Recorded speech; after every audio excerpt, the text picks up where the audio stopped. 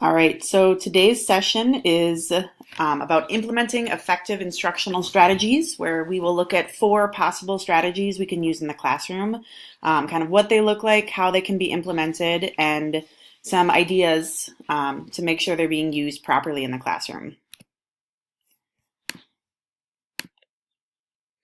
So the first strategy we're going to talk about is identifying similarities and differences. And this can relate to any content area, just looking at whatever subject matter you're investigating and identifying the similarities and differences between different parts of that. So some of the key points to this strategy are presenting students with explicit guidance and identifying similarities and differences enhances their understanding and ability to use this knowledge. So it might seem that very guided tasks are too easy or are providing providing the answers essentially to students, but even going through a task like that is very structured and guided can enhance their understanding. Similarly, asking students to independently identify these similarities and differences also enhances their understanding and ability to use the knowledge. So maybe doing the very direct instruction kind of as the first few times you do this, and then asking students to work independently after that. Another thing to consider is that representing similarities and differences in graphic or symbolic form enhances their understanding. A lot of the tasks we're going to talk about in this strategy use graphic organizers of some form or another. And that's kind of our last point here. This strategy can be accomplished in many different ways, and there are some key points we'll look at that kind of certain things apply better to certain content areas, but the general idea is for all subject matters. All right, so the four main ways to use this strategy are through comparing, classifying, creating metaphors, and creating analogies. And then, so kind of the difference between comparing and classifying, because those can seem pretty similar, is that comparing students or the group together are coming up with these specific characteristics and then looking at how they relate to each of the items being compared. Whereas classifying, you're kind of given categories, and so you have to understand the rules of that category and then putting the different topics into each category. Metaphors and analogies might seem like they're a little bit more English heavy, and metaphors probably are going to fit there best, not to say they can only be used there, but analogies actually should attempted to be applied to any content area because it helps students see similarities that are not always there. So some example graphic organizers can be as kind of simple as Venn diagrams and T-charts. So Venn diagrams we've all seen where the similarities are kind of written in the middle, the overlapping sections, and the differences are kept apart. T-charts are very good for comparing as well. You can kind of match up on the same line the category you're looking at, the characteristic you're looking at, and note whether they're the same or different. And then some specific to metaphors and analogies. So metaphors kind of take two different elements, two different topics, people, whatever we're talking about here.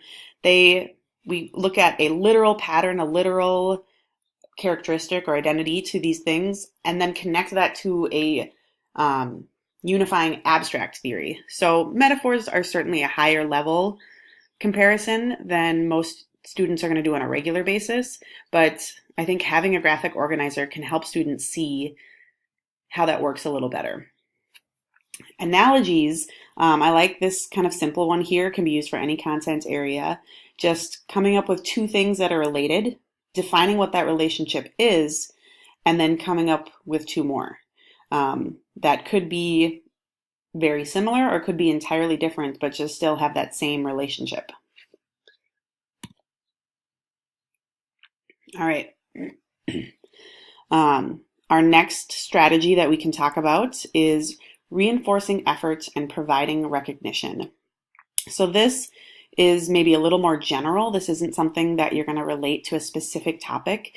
It's more part of the classroom environment and how you acknowledge students and their work in your classroom.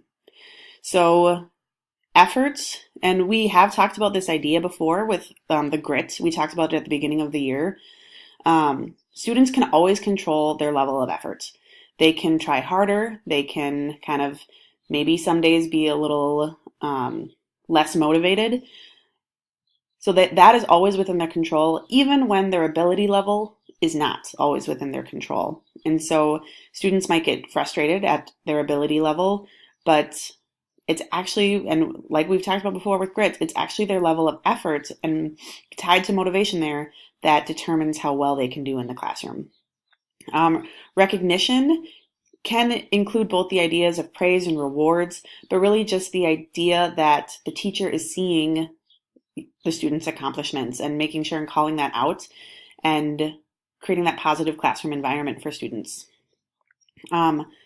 Not all students realize the importance of effort, but they can be taught to see that connection and believe in their level of efforts and believe in that it is worth the work they do have to put into it.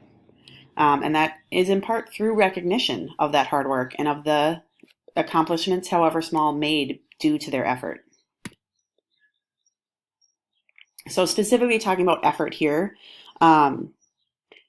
teachers can use examples of public figures, athletes, their own personal stories of when effort was more important than ability, when effort is the reason to their success as opposed to natural ability. Students can also track their own effort maybe every assessment, maybe every other assessment. When you notice it wavering, have students score their efforts on our 1 to 4 score rubric and have them score their achievement. Do they see the connection? And particularly if you do this over time and kind of maybe even graph those two and see that as their effort goes up, their achievement goes up.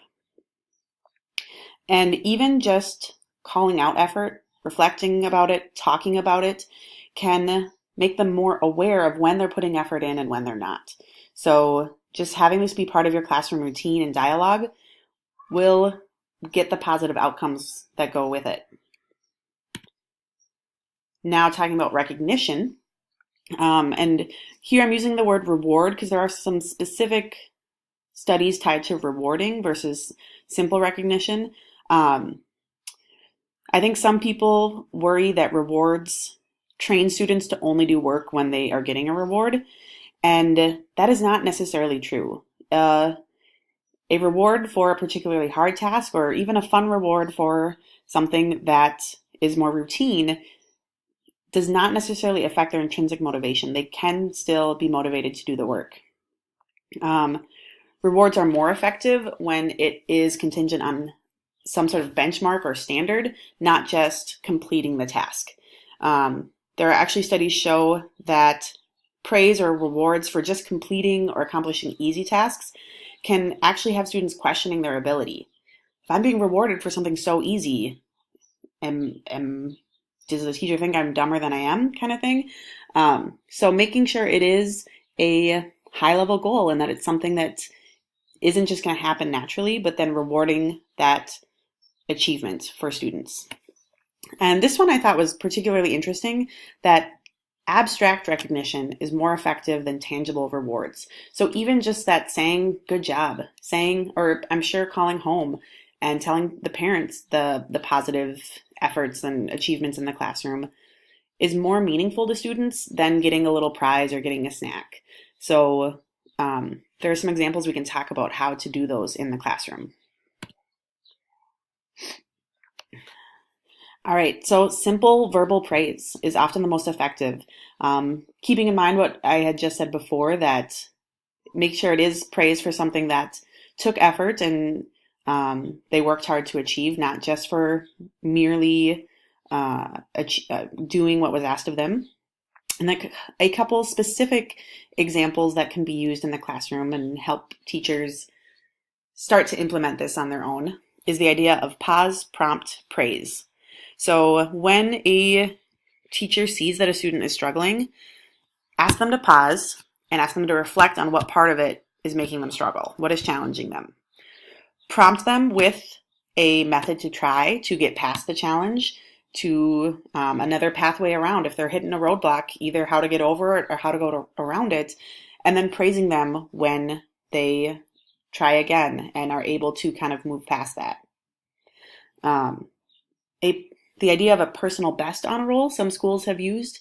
Instead of just having an A honor roll, B honor roll with the same level of achievement, so that getting that same GPA for all students, having students set goals and then recognizing those who meet their goal. So this way, students at any grade average level, GPA level, can still be recognized each trimester for accomplishing something that was meaningful to them. And then once again, using effort versus outcome or achievement regularly in your classroom, having students rank themselves and kind of track how that goes, they can once again see the payoff for the work they're putting in. Next up, another strategy is non-linguistic representations. So we've talked about these a little with the similarities and differences, but acknowledging that the brain stores knowledge in two ways, linguistic and non-linguistic, and that knowledge is better remembered and recalled when you're making multiple connections, when you're using both systems. And I think most of us are aware of this, and most of us already try and do this in the classroom, but just another reminder and maybe a couple new ideas for you.